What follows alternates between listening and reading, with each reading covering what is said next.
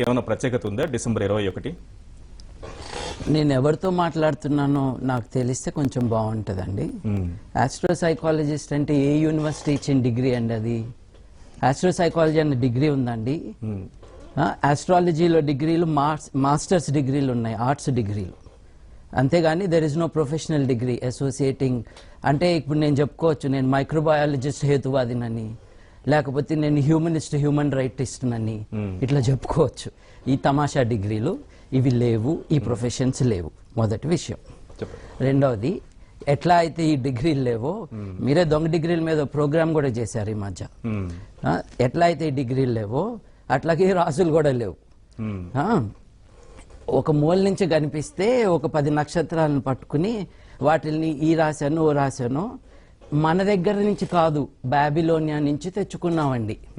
ఇది మంది కాదండి.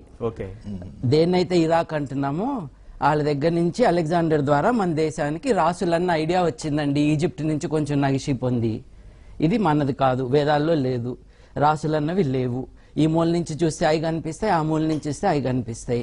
కళ్ళజోడులు లేని టైంలో, ఏమీ కనపడని టైంలో, టెలిస్కోపులు అంటే తెలియని టైముల్లో 6-7 వేల నక్షత్రాలు ఆకాశంలో కనిపించినప్పుడు వాటిల్లో 10-12 నక్షత్రాలని తీసుకుని గీతలు గీశారు. 12 నక్షత్రాలతో 12 చుక్కలతో మీరు ఎప్పుడైనా ఒక మేక బొమ్మ గాని ఒక పులి బొమ్మ గాని వేయగలరా అండి? వీలు లేదండి.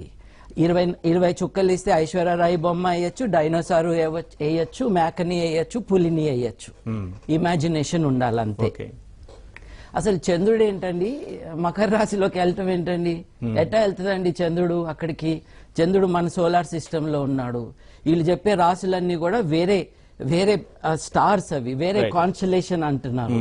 కొన్ని కాంతి సంవత్సరాలు దూరంలో ఉన్నాయి. దాంట్లో ఉన్న 10-11 నక్షత్రాలు కూడా ఒకదానికొకటి 10-12 50-60 కాంతి సంవత్సరాల దూరంలో ఉన్నాయి.